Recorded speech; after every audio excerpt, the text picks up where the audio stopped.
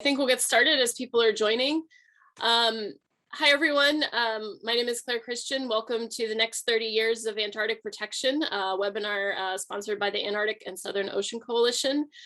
We are an international environmental organization that has been working on the protection of the Antarctic environment for a long time now, including being very involved with the development of the Madrid Protocol, which we're celebrating here today. 30 years ago this week, getting that protocol signed was a major accomplishment for us. It ushered in a new era of Antarctic protection with an indefinite mining ban, something that my colleagues worked on for a number of years.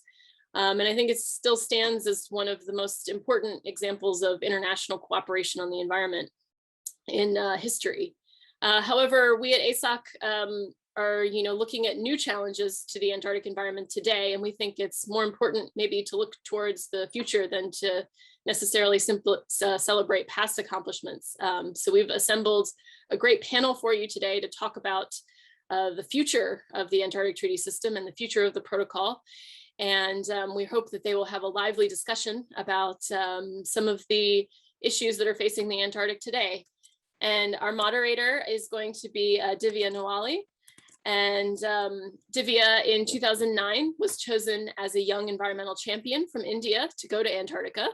And so she started her career working with the 2041 Foundation, raising awareness on the Antarctic Treaty. And since then, she has helped to lead expeditions back to Antarctica with Climate Force and serves as their global ambassador, advocating for the preservation of the continent. She has a master's in environmental policy from the University of Pittsburgh, has been an Arctic Youth Fellow with the Ecologic Institute, and has presented her research at the Arctic Circle Assembly in 2017. She's currently serving as an Arctic Angel, a fellowship program with the organization Global Choices. And now I'm going to turn it over to Divya, who is going to moderate for us today. Thank you, Divya, and enjoy the discussion. Thank you, Claire. So good morning, good evening, or good afternoon, wherever you are, and thank you for joining us today. I'm really excited to be bringing to you this discussion on the future, on the next 30 years of Antarctica. To begin the session today, we will first watch a video that has been put together by ASOC for a number of young people who have come together to share a message about how they would like to see Antarctica and essentially to share their vision for the next 30 years of Antarctica. So I'll simply share the video.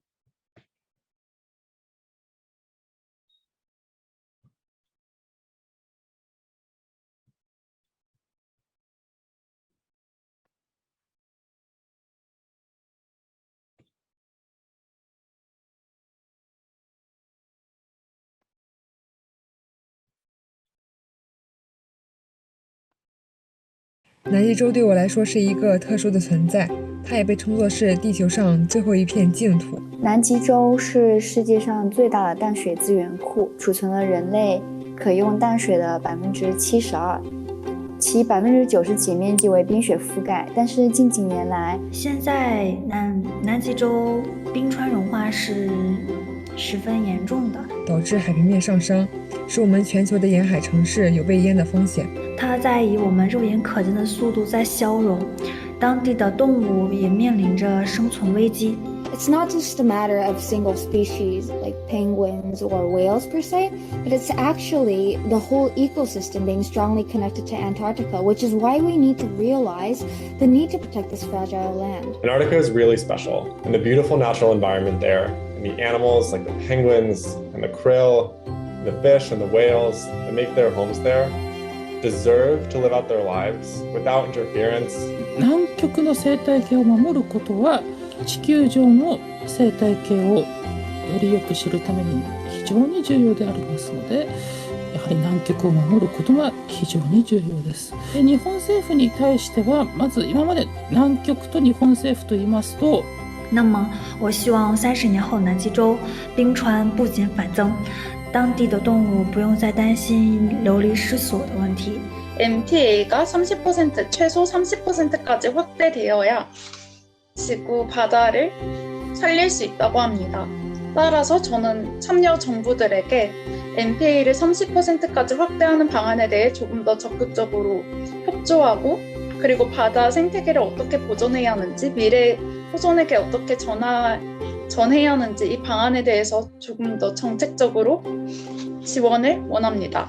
普通人进入南极洲可以越来越容易，但是我希望，人类不要在南极洲上留下太多的印记，就是给南极洲保留一点空间，自然的空间，就是希望南极洲更原生态一点。这一切迹象表明，人类的活动已经严重影响了南极的生态稳恒发展。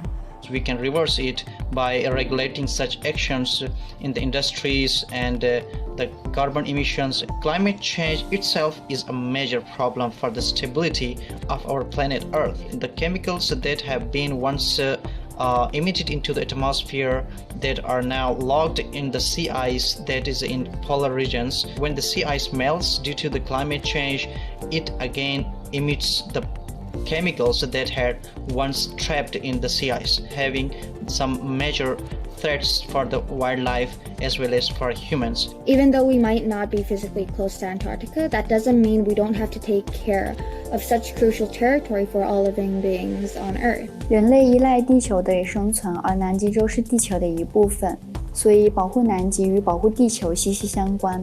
那么，作为未来的一代，保护南极洲就是保护我们的地球，也是为我们的下一代创造更好的生活环境与自然条件的责任与担当。I'd be so excited to live through a time where we can decide that this part of the natural world shouldn't be intruded upon and really just deserves our respect and our admiration and our love from afar.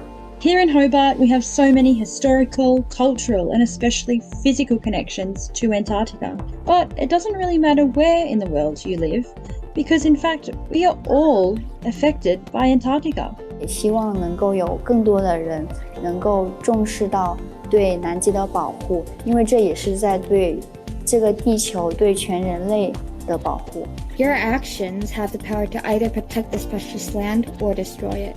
And I'm so glad that Antarctica has been under environmental protection for the past 30 years, but I want to see that protection last forever. So I call on CAMLA to protect Antarctica and secure the largest act of ocean protection in history. ¿Cuál es nuestra visión de la Antártica para 30 años? Yo me imagino una Antártica libre de explotación mineral. Yo me imagino una Antártica con áreas marinas protegidas. Yo me imagino la Antártica sin los efectos negativos de un cambio climático. Yo me imagino una Antártica sin residuos plásticos. Yo me imagino una Antártica en la cual la cultura y sus valores trasciendan a la humanidad. Yo me imagino la Antártica como lugar de consenso entre las naciones. Yo imagino una Antártica que continúe siendo un lugar de paz y de ciencia. Como coalición de jóvenes antárticos de Punta Arenas, nos unimos al llamado que se está haciendo a la Convención para la Conservación de Recursos Vivos Marinos Antárticos, para que se firme el pacto de la protección de los océanos más grande e importante de la historia. 保护南极势在必行。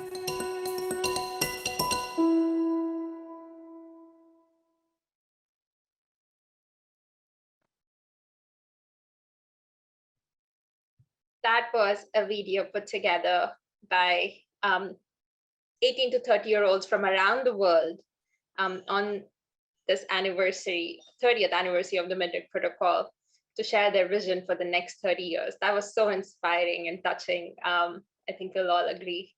Thank you, ASOC, for putting that together. And Kim, I think we're ready for the poll.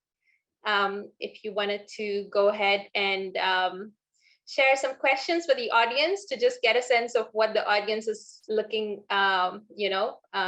looking like today in terms of what their interest in this discussion is.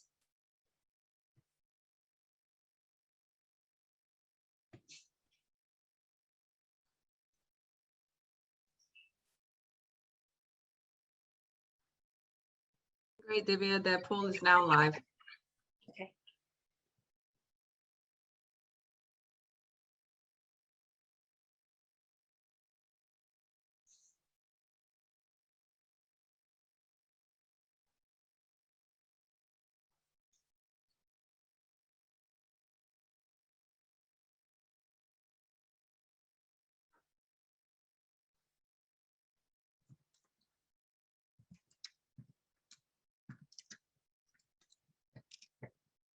So the first question we have, is the Antarctic governance system working effectively to protect the Antarctic environment?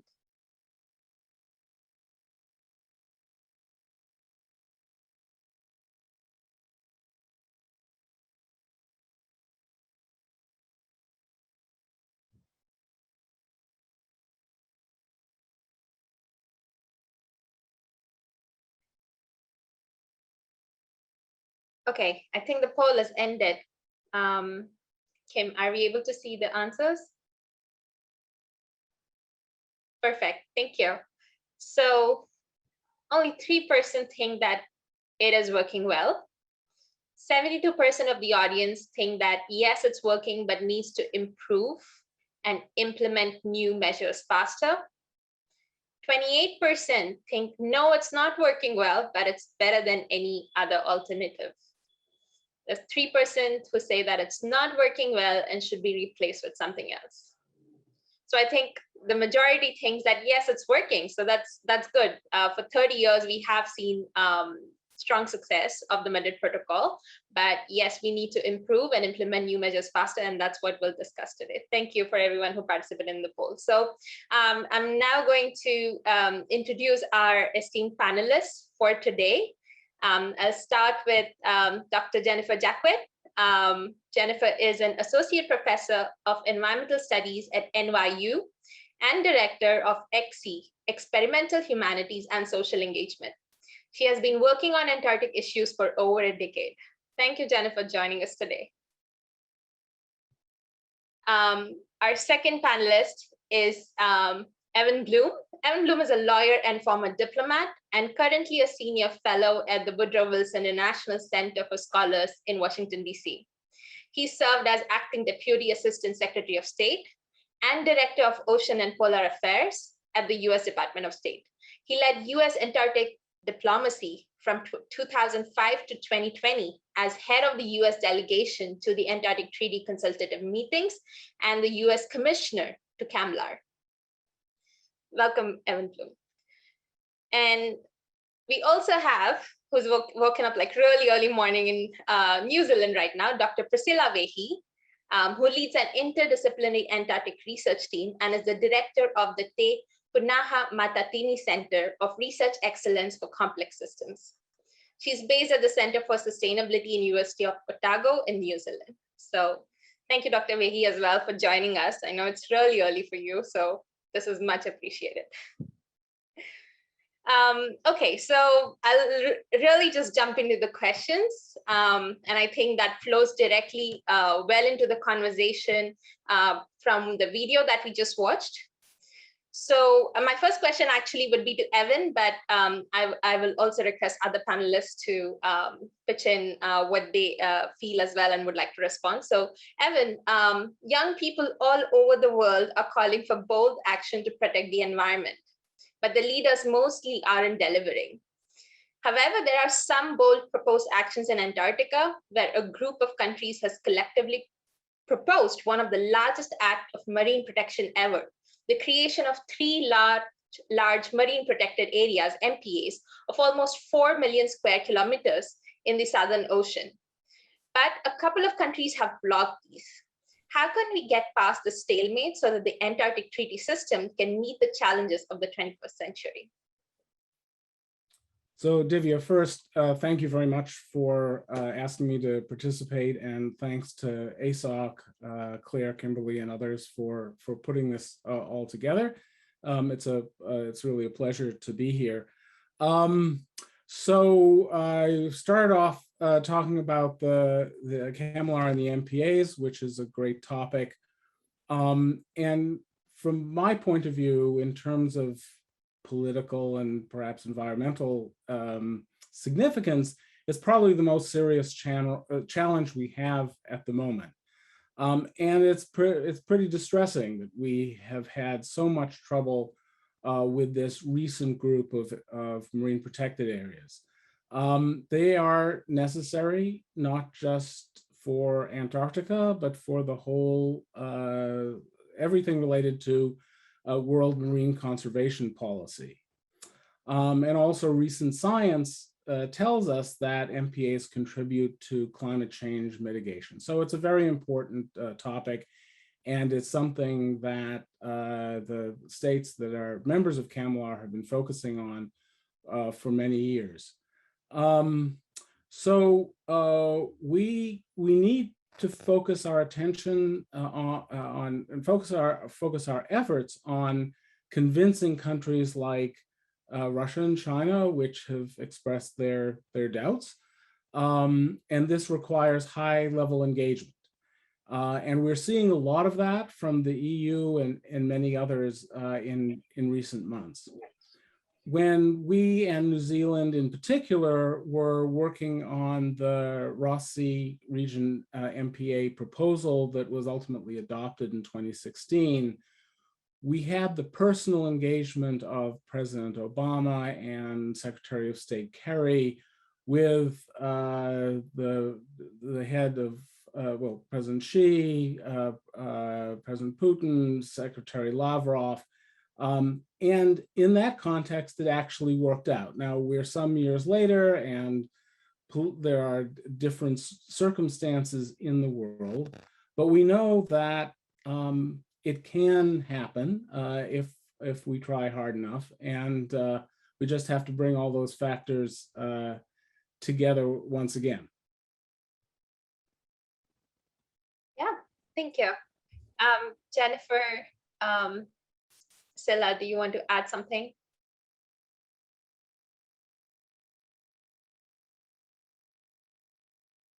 Okay, my next question is for Jennifer. So, and also for Evan, actually, in a way. So many people praise the Antarctic Treaty System as a model for international cooperation and praise the Environmental Protocol as an extremely significant environmental win. But despite this history, in recent years, it's been almost impossible to get consensus on new environmental policies that would address climate change or conserve biodiversity. Do you think the system is failing?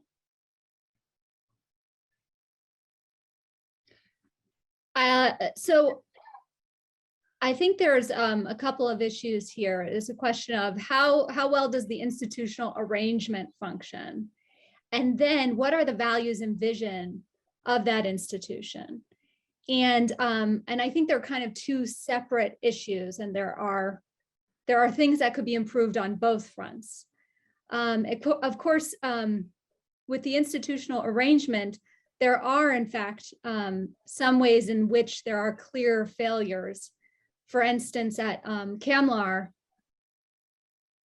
things are done by pure consensus, meaning if one member vetoes a proposal, it's not a majority rule, that proposal will not make it through. This can result in actually somewhat absurd policy decisions, such as a decision, of course, to one of the only ways that CCAMLR has to combat illegal fishing is through this thing called a blacklist, which is basically a shaming policy for boats caught illegally fishing in marine protected areas or out of season in CCAMLR jurisdiction.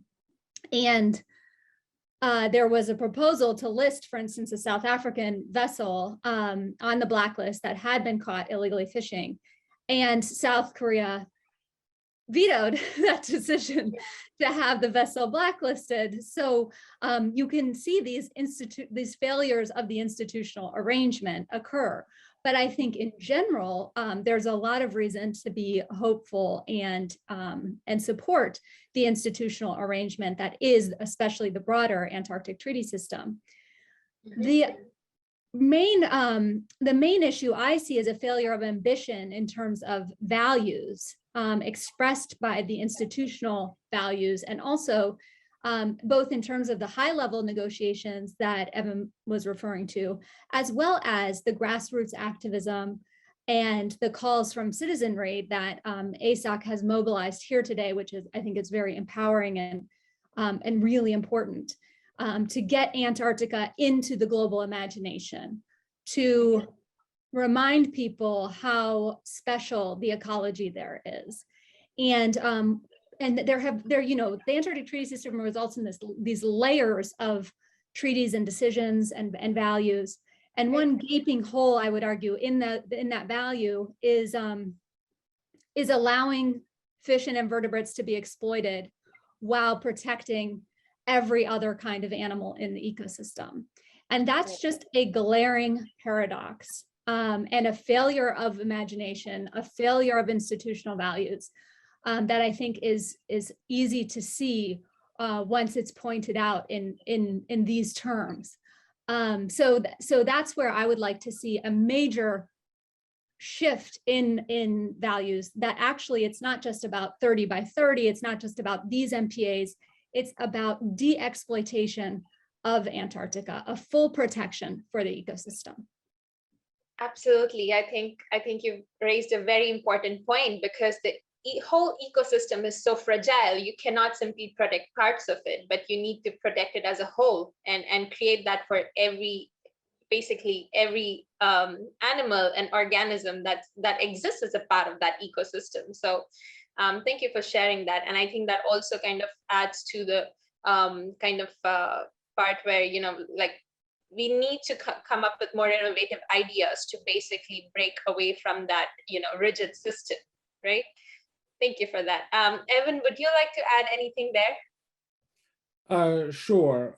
Well, you've asked more or less whether the treaty system is failing as a whole. And if that's the question, I'd say there are many good things about the treaty system. And so I wouldn't say that it's failing, but it's certainly having a hard time doing what is needed to deliver on some of the aspects of its mandate to promote conservation, especially when it comes to MPAs, but in a number of other areas as well.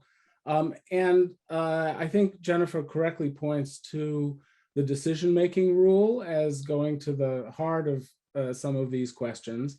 And having negotiated within a consensus-based environment like that for a number of years, it is a very frustrating process.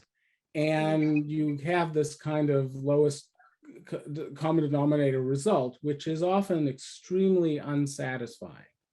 And yet there are times, and we talked a little bit about the Ross Sea MPA experience, where we were able to get something done, in South Orkney MPA as well.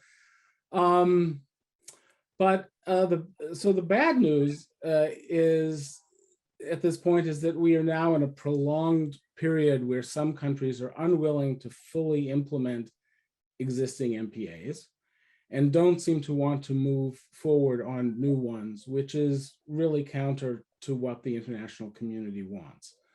How one fixes this is, there's a question of, does one continue to work within the system in order to push on the issues that you're concerned about, or is it necessary to change the consensus-based system? That's a much harder thing to imagine how that would ultimately be done. But in any event, those are my thoughts. Thank you for sharing that. So my next question is also, again, back to you, Evan. Many countries that have signed the Antarctic Treaty and the Environment Protocol are invested in preserving the governance structures, right, that we've been discussing by these, that have been set by these bodies. And only recently, there has been like a kind of link between, for example, the global action on climate and health of the Antarctic environment. So does this attitude and the governance structures make sense at a time, especially when we are trying to address environmental issues on such a global scale? So maybe we try to understand how the politics there is also defining the politics here in Antarctic kind of space. Sure. Well, being invested in the Antarctic treaty system, I wouldn't say is necessarily a bad thing. But that doesn't mean being complacent or giving up on progress on issues that we in the international community would care about. But it does mean recognizing that the treaty system serves multiple purposes, including keeping the peace for a vast area of the globe. So I would say that overall, the Antarctic Treaty System does a good job, both in terms of managing policy issues under the Antarctic Treaty and providing for example, science-based fisheries management using an ecosystem-based approach. Now, that's not perfect, and there are glitches and political factors that come into play, but by and large, it seems to function adequately. So I'm glad, for example, that the US has rejoined the international community on the importance of dealing with the climate crisis. Yep. That will help move climate-related policies forward in the treaty system. Mm-hmm. But more steps can be taken to promote environmental protection, both on land and in marine areas. So we don't need to support Antarctic institutions just for the sake of doing so, but we should also see if we can use them to meet current environmental needs, including to take into account climate change. Mm-hmm. Yeah. Thank you. That was very insightful. Jennifer, did you want to add to that? I mean, the only thing I'd add in terms of, the parallels, of course, to the climate discussions is that almost no institution is really up to the challenges of the 21st century. And so actually, sort of in relative terms, the Antarctic Treaty System, again, is sort of doing better than many of the other kinds of agreements out there. We know that the institutions are lagging behind the social needs.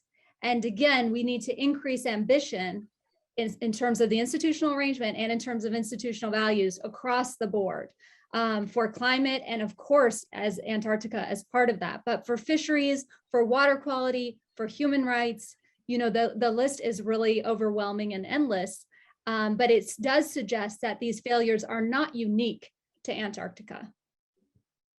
Absolutely, yeah, thank you. Thank you for reminding us of that, yes.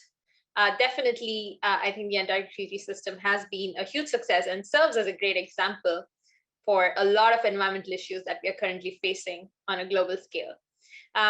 So I want to also, again, kind of flow this conversation into the next question, which actually goes into the future of Antarctica and really, the future of our planet. So there are many commentators predicting that in 2048, the year, that countries may request a review of the environmental protocol. And there will be a mad rush to exploit Antarctica's minerals and for fossil fuels. This may be why some countries have actually been stalling more ambitious environmental protection. Do you think this is likely? If not, what is more likely? Any thoughts on this? Evan, would you like to go first? I'd be happy to, but I did notice that Dr. Wehi had her hand up on the last question, and I don't want to, if she has something, I'd be happy to defer. Thanks, Evan. Look, I will just comment about the last issue, which is to say that while we have these international mechanisms that make decisions, I think what we do within our domestic situations matters a lot. So in other words, I think a groundswell of opinion and a groundswell of activism can be really important within the country that you live.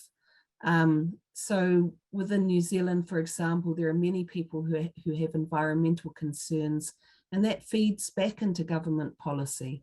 So I think that we need to remember that there is actually power to influence government policy in many cases, and that's actually a critical part that we can do in terms of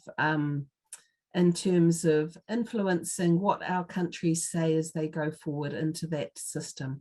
And I know that's more difficult for some people than others, but I'd go back to Jennifer's comment on that we're limited by our imagination, and there's a great deal that we can do to change hearts and minds if we put our shoulder to the wheel and actually do some hard work. So it's, as Evan's referred to, and Jennifer, it's really not easy to create change within the ATS, but one of the best ways that we can do that is by having a mandate from people within our countries. Yeah, I think that's really important, and that's what we're trying to do with our audience here as well today, to get people more aware, have these conversations. The poll, especially, I think. Thank you, Kim, for having the poll ongoing as we are having these conversations with the panelists as well. So, and that I think. Sila, that it kind of flows into the kind of discussion we're moving towards now, which is about what do we need to do until the year 2048 to actually look at ensuring that we are able to mobilize people in countries also as a part of making sure that their countries have taken effort to protect Antarctica. And that, in 2048, there'll not be a rush to exploit Antarctica. So I'll go back to my question now and repeat it again, and I'll welcome all the panelists to kind of share their views on it. So many commentators are predicting that in the year 2048, countries may request a review of the environmental protocol, and this will cause a mad rush to exploit Antarctica's minerals and oil and gas. This may be why some countries have stalled more ambitious environmental protection now. Is this likely? If not, what is more likely?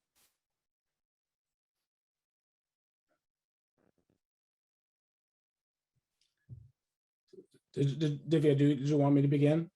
Sure, yes. Sure, okay, well, first of all, I want to say that the notion of what goes on domestically and through civil society that Priscilla was mentioning, I think is really important. ASOC and Claire, of course, located in the center of Washington, D.C., which is here and down the street from the State Department. So we would hear from ASOC a great deal, and we always appreciated that, even when it wasn't always in line with U.S. policy, of course. But getting to this question of the mad rush to exploit Antarctica, I wouldn't say that that's necessarily likely, although it can't be ruled out, and we need to be vigilant for any sign that support for the mining ban, for example, is weakening. So 20 years is a long time in diplomatic terms. I think it's hard for us to predict now what global environmental and economic pressures are going to look like then. But that aside, from my point of view, the mining ban is the core of Antarctic environmental policy and needs to be protected. At this point, no government speaks against the ban, and that's a really good thing. And all countries have joined, all consultative parties have joined numerous policy statements reaffirming it, and it is current international law. And the Paris Declaration is the latest example. But of course, governments can change their minds, and we have to be worried about that possibly happening. But we also have to keep in mind that it would be expensive to conduct commercial scale mining or hydrocarbon operations in Antarctica, and it would be hard to avoid detection. So my hope is that there will be no mad rush. Thank you. Jennifer, did you want to add to that? I only want to add that, it's hard for any of us to predict the future, especially socially. And it's hard for us to predict a moral revolution. I think there's almost no evidence. It's easier to predict technologies that are going to come on board than cultural changes. There's this famous example of having drawn an office of the future that even predicted, it was pre-fax machines. Even this futuristic prediction predicted fax machines, but it did not predict women in the office place. So this office of the future was filled with technology that wound up coming on board or being invented, but there were no women. And I really believe that it is hard to predict what major social changes will occur. And it is my great hope that a major social change occurs with regards to Antarctica, and that we decide right now which side we want to be on. So I think that that's what gives me optimism, is that anything is possible. And it's actually possible that things are vastly better for Antarctica, at least in terms of human protections in 2048 than they are today. Absolutely. Yeah, I think that's a vision we all have. So yeah, thank you for that. Stella, would you like to add to that as well? Yeah, I'll just add a little bit actually. So I think Jennifer's rightly referred to the fact that we have what we can do about human behavior, but we also have all of these other issues. Well, should we say direct human behavior in Antarctica, but then we have other issues like climate change that are also going to become increasingly important and really difficult to grapple with. And we're seeing that now already with Antarctic ice. But I want to just go back a little bit to the research project that I'm leading, which is on the Ross Sea Marine Protected Area. So when the Ross Sea Protected Area came in at the end of 2017, although we're leading a research project, what we understood is that actually, if we want to create change, we need to reach out to the hearts and minds of people. And so one of the ways we did that is by thinking about what research looks like. And so we started our research program with traditional carving.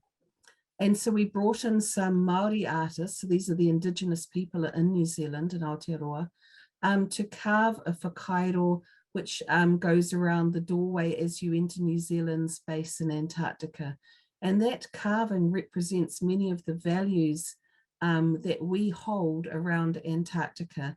And so I think this goes right back to the crux of what we're talking about, which is what values do we have as our foundation for going forward. And I think if we can encourage more people to actually consider what are the important values that they have, and I mean including in our negotiating teams and our representatives at CAMLA, if we're very clear about what values we hold, then that actually helps us see where we might go in future. So it's being really clear about those things.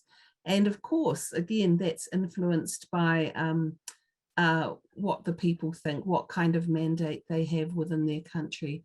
So this is one of the reasons that we started with carving, which might seem odd for a research project, but it's actually about engaging in those conversations with the wider group of New Zealand public and saying, hey, actually, what you do and what you think matters. And we want to be in conversation about our research and our direction.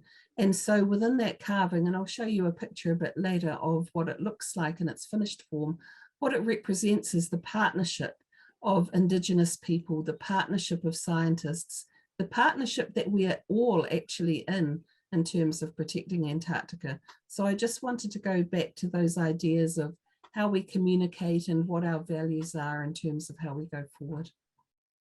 That was really amazing and really inspiring. Thank you so much. And so actually that brings me to my next question for you. And I know you've written about the possibility of including Indigenous perspectives in Antarctic decision making. So how could Antarctic governance change to incorporate these kind of Indigenous perspectives? What would such a situation look like? Okay, well, I'm going to acknowledge the work of one of our postdoctoral fellows here, Billy Van Utrecht, who's been doing a lot of thinking in this space. And I think there's a whole lot of different ways that we can bring Indigenous voices to the table. And it's really important, I think, for Indigenous peoples, but also other groups that have marginalized voices, that they can often bring different perspectives that have incredible value within these conversations. So for Indigenous people, Billy in particular has been thinking about organizational structures. For example, we see that elsewhere in the world with the Arctic Council.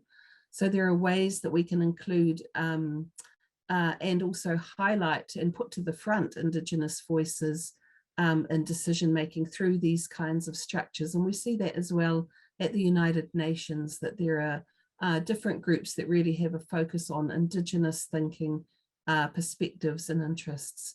So there's a number of ways that we can do that. We can also do that within our own countries as well. And we can do it through mechanisms such as the one I've just talked about, where we do research, we actually highlight and engage with all of our communities to bring those different perspectives. And why we do that is because we think that can create real change. And we know from science that if we have diverse voices in the room, we do excellent science.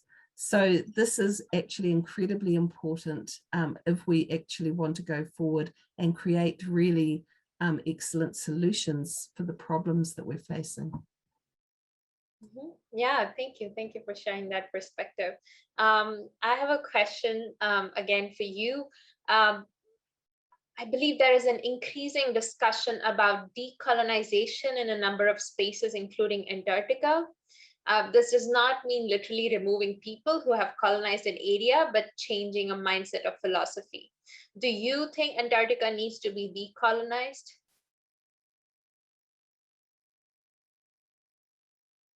Oh, that's a lovely picture. Sorry, right. I'm showing you this picture because this is the carving that Potama Hitaraka and James York did in Antarctica, and you can see them there standing by their work. So yes, I would say what we need to do is decolonize our minds. So we need to going back to this idea of we need to extend our imagination. We've got a failure of imagination at the moment in terms of often even our research, our policy, the things that we do. So we need to re-engage with our hearts and minds. So yeah, I think this is something that we can all do. And I've talked about diverse participation and thinking differently. And I think this is one of the great things that Indigenous peoples do bring to the table, is that it's a different way of thinking about the world. So for example, we can think about Antarctica as a relation. So if we start from a point of stewardship, for example, which is a really seminal concept within Maori culture and many other Indigenous cultures, kaitiakitanga, that stewardship is based on a foundation of whakapapa, which is about connection. So it's about the layers of connection where we see ourselves as part of a much wider world. It's also about reciprocity, so manaakitanga, which is if we care for something, then it too will care for us. So there's a reciprocal to and fro relationship. So all of these things are actually embedded in this carving. And this is why it's so important, I think, to engage with these different voices. This is not to deny the importance of science or diplomacy or other approaches, but to say, hey, we need to think really deeply and carefully about the way that we understand our relationship to these places. We know that Antarctica is a litmus test for the rest of the world in terms of climate change, for example. Excuse me. So it really matters how we approach and how we think about the issues. So I'll just lay it there to start and say, yeah, decolonize our minds. That's where I would start. Absolutely, love that. And I think, like you said, it's not just about the science, it's also about the communities and the art and everything that brings us together.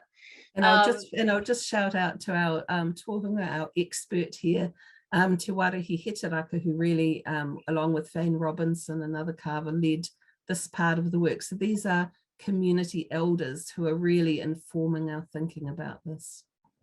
This is amazing. Thank you. Thank you for sharing that. Okay, so I'll jump to my next question, and this is also again open to all the panelists. This is something more current and relevant. How do you think the COVID-19 pandemic may have impacted the Antarctic ecosystem? It was said that the planet is healing while we are all in lockdowns. But now, as the first tourist ships are scheduled to return to the continent in late 2021, what are your thoughts on what we have learned from the pandemic versus the expanding tourism in the past decade? And what do you think we can do better in the new normal? So Divya, if you don't mind, I sort of tie that also to this question of decolonization, because because I think the two are related in some ways. The concept of decolonization, which is, you know, obviously very popular, and the people working on that in at least the academic space are very interesting and very very thoughtful about it. So I don't mean anything else than that to start with, except to say that in some ways decolonization as a concept brings into focus how different Antarctica is, because there are no native Antarcticans. So it is forcing us, I think, to think about who actually is native to Antarctica, which is not humans. So to the extent that we want to talk about decolonization, I think we have to have a transhuman approach to that idea, because Antarctica is not traditionally inhabited by humanity.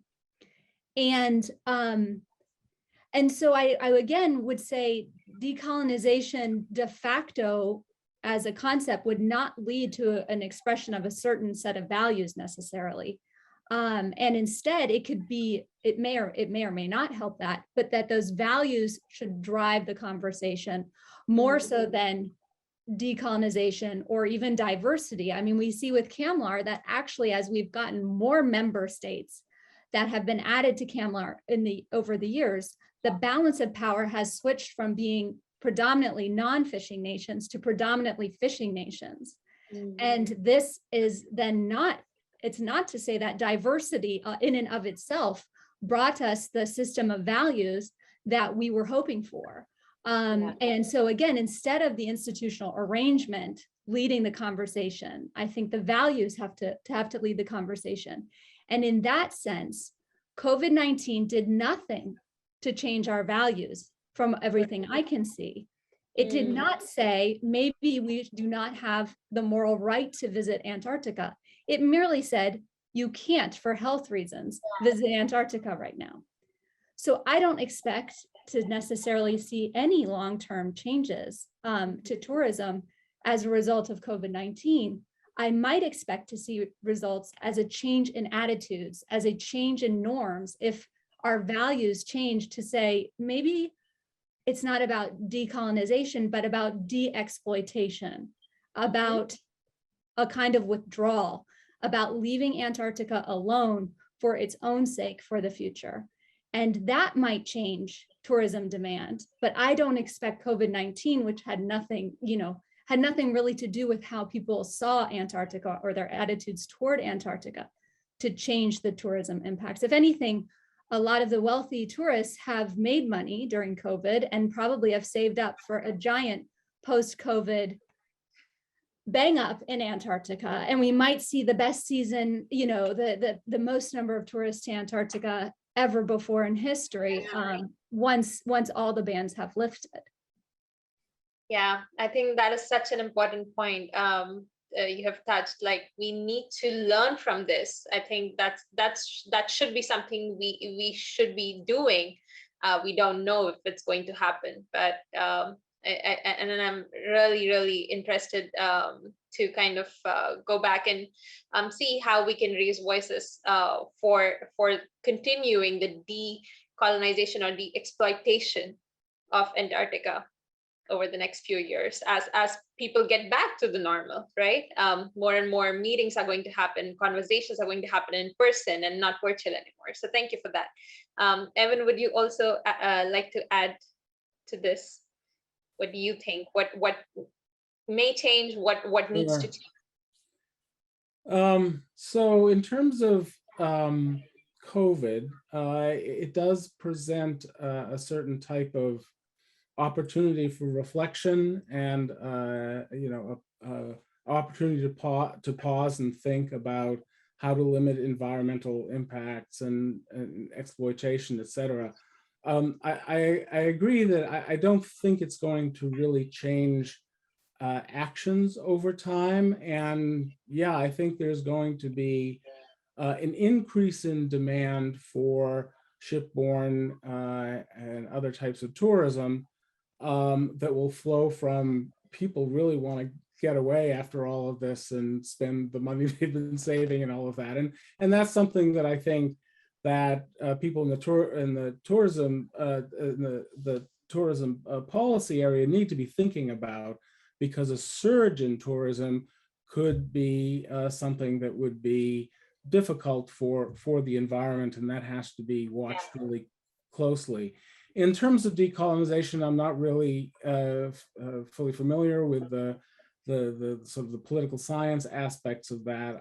I would be concerned about any process that would, in effect, begin to limit the amount of science that takes place in Antarctica, because I think that is needed for climate change and other proper purposes, not just in Antarctica, but in the Arctic as well. So I think there's a balance there to consider. Yeah, definitely. Thank you for that. Sela, would you like to add something as well on this? Yeah, I think one of the things though that we can do is when we think about our science, we can think about what perspectives we're privileging when we decide what's important. So we sometimes think of science as being a very objective thing that people do that's outside of our values and politics. But we do actually need to realize that what we do in science is driven by who we are and what we value. And so even the questions that we ask are driven by those things. So it's very difficult as a science sometimes to know what are the most important things, the most important questions that I should be answering here, and what approach should I be taking. I would go back again though and say there is power in the collective, and this is a rather odd thing that COVID's taught us here in New Zealand. Many of you may not know this, but one of the things that we talk about here is the team of 5 million. We're a country of 5 million people. And the reason that we effectively kept COVID out of the country for so long was because we acted as a team, as a collective, which isn't to say that sometimes we haven't had fraying tempers and dissent, because we do, of course, have those things. But nevertheless, it's been really clear that when we act together, that does create a safety barrier that's allowed us to get on and do things that matter to us. And so I think in terms of Antarctica, you know, COVID got to Antarctica, right? It was there. And yet that really didn't seem to cause much of a stir worldwide. So I do think we need to go back to thinking about, you know, how do we actually see Antarctica now, and informing people about why it matters, why we should be interested in looking after Antarctica. That matters a lot. So again, going back to communication, but also then saying, so what are the important things that we need to be thinking about if we do want to protect Antarctica? And certainly, you know, from COVID, that a lot of that thinking perhaps hasn't been as well developed as it could have been. Yeah, thank you for sharing that. So that actually brings me to the last question. We have 5 minutes left in time. And so I would like to request all our panelists to provide maybe one thing that you think the youth can do for making the next 30 years of Antarctic protection, and especially to make the ATS successful and holding the signatories responsible. Do you think there's one thing young people can do? And this ties back to the that we watched. So maybe we start with Jennifer. Well, my own efforts, as I mentioned right at the beginning, are around this paradox that we have that certainly brings into focus the privileging standpoint of certain kinds of science, which is that a lot of science conducted in Antarctica is in the name of fisheries models and fisheries science to manage fisheries for toothfish and krill. And that's a form of science, I think, that is led by the value of exploitation. And that's very different than the Weddell seal counts that are going on using remote sensing that are about protecting Weddell seals into the future. And again, the values largely lead the science, and the paradox that we have protected all animals in Antarctica except for fish and invertebrates is the glaring omission, at least in terms of animal protection in Antarctica, that I would hope is a gap that we can close in the next decade, and certainly with the help of youth and permission to consider krill and toothfish every bit as important to the ecosystem as whales, seals, and penguins.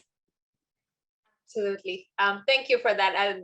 I guess that would be the next generation of scientists who look at like a holistic view of Antarctica. Thank you for that. Evan, would you like to share your one key takeaway for the youth? Sure, Divya. I'm not sure that I know of only one thing, but I would say that if the youth voices can be heard through civil society organizations, by, I don't know if it's joining ASOC or by working in their local communities. I remember when we were at a Camelot Commission meeting a couple of years ago, and there was a local school, young, I guess, middle school kids who had been doing a project on MPAs, and they came and they talked to the delegates, and I don't know that influences the policy of governments necessarily, but you could tell the commitment. And in places like Hobart, there's tremendous interest in people there as one of the gateway cities, but there are lots of other places where that could be the place as well. So I think engagement through academia and civil society is quite valuable. Thank you. I started my career at an NGO and, working and engaging with a lot of civil society organizations. So thank you for that great takeaway. I think it's really important how young people can make their voices heard. Silla, would you like to add your takeaway for young people? What would be I think for young people, just be very clear that your voice does make a difference. You are going to be the people who are in charge in 20 years' time. So inform yourself, find out what you need to find out, so that when you are in charge, that you'll be able to govern wisely. And that's a really difficult thing to do. So in order to do that, what you do now will depend on the kind of person that you are. So you might be a researcher, or you might be an activist, or you might be both. One of the best things you can do, though, whatever role you have, I think, is to learn to listen to people who disagree with you and to try and understand why that is. That's incredibly helpful if you're trying to formulate constructive ways forward. And I think that's really what we need to be doing. And I would just really wish all of the youth well, because our future is in your hands, and it really does matter. So yeah, to thank you in advance. Thank you. That is super inspiring. I'm just in amazement of especially these last responses that you have provided, and I'm sure all the young people in the audience will also feel supercharged by what you have shared with us today. So I think we're right on dot at completion of 1 hour, and I think this has been such a brilliant conversation. So I wanted to thank each of you panelists from my end. I think it was an engaging conversation, and also the audience was engaged as well quite a bit. I think there were a lot of things coming in the chat and conversations happening on the side. So with my deepest gratitude for the panelists, I will turn this back to Claire at ASOC.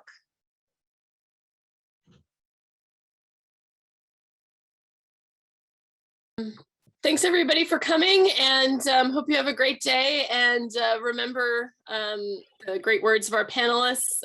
Go out there and do something. We know that people want action on the environment. We know people want action on Antarctica, and you can help provide that. We need you to make sure that your leaders know that that's something you care about. So thank you very much, and have a wonderful rest of your day, and happy 30th anniversary of the protocol. Thank you, Claire, and thank you, Kim, for all the groundwork. Thank you, Kim, for everything, and thank you to Divya and the panelists. Thank you. Have a great day. Bye. Okay. Cool.